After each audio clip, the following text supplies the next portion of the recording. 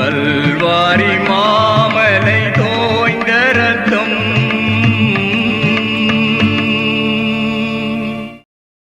கர்த்தருக்குள் அன்பானவர்களே, அனுதினமும் கிறிஸ்துவுடன் தியான வேலைக்கு உங்களை அன்புடன் அழைக்கிறோம். இன்றைய தியானத்திற்கான வேத வாசிப்பு 1 சாமுவேல் 12ஆம் அதிகாரம் வசனங்கள் 6 முதல் 25 வரை. தியானத்திற்கான தலைப்பு, நீங்களும் உங்கள் ராஜாவும். கர்த்தருக்கு பயந்து அவருடைய சத்தத்திற்கு கீழ்ப்படிந்தால் நீங்களும் உங்களை ஆளுகிற ராஜாவும் உங்கள் தேவனாகிய கர்த்தரை பின்பற்றுகிறவர்களாயிருப்பீர்கள். 1 சாமுவேல் 12:14. வீதியிலே வாகனம் ஓட்டுவதற்கு நமக்கு சுதந்திரமும் அதற்கான அனுமதி பத்திரமும் உண்டு. அதற்காக நாம் நினைத்தபடி ஓட்ட முடியாது. அதற்கென்று விதிமுறைகள் உண்டு. அதை கடைபிடிக்காவிட்டால் தண்டனை உண்டு. அந்த விதிமுறைகள் மக்களுக்கு மாத்திரமல்ல, எல்லா அதிகாரிகளுக்கும் ஒன்றுதான். யாக்கோபு எகிப்திற்கு சென்ற காலம் முதல் மக்கள் கர்த்தரை நோக்கி கூப்பிட்ட போது கர்த்தர் அவர்களை கைவிடாமல் மீட்டு கொண்டதை சாமுவேல் அவர்களுக்கு நினைவுபடுத்துகிறார். கர்த்தரே அவர்களுக்கு ராஜாவாயிருந்து சத்துருக்களை மேற்கொண்டு வெற்றிகளை ஈட்டி கொடுத்த போதும் இவர்கள் தங்களுக்கு ஒரு ராஜா வேண்டும் என்கிறார்கள்.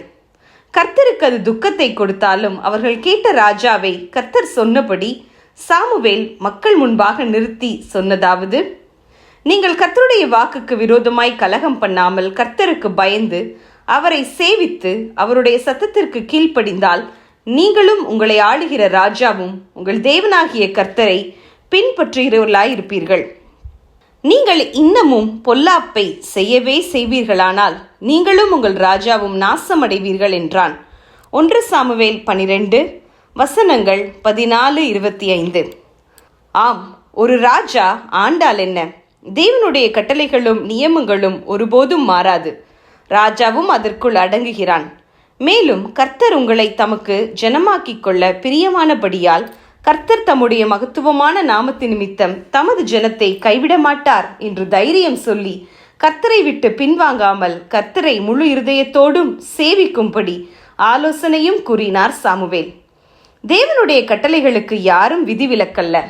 எந்த ஒரு மனித செயலும் அவருடைய நியாய தீர்ப்புக்கு தப்பவும் முடியாது. எந்த அரசாங்கம் ஆண்டால் என்ன? தேவனே மனிதனுடைய வாழ்வின் ஒவ்வொரு பகுதியையும் ஆளுகை செய்கிறவர். கீழ்ப்படிவதற்கு அவரை நான் அறியேன் என்று யாரும் போக்கு சொல்ல முடியாது. ரோமர் 1:20.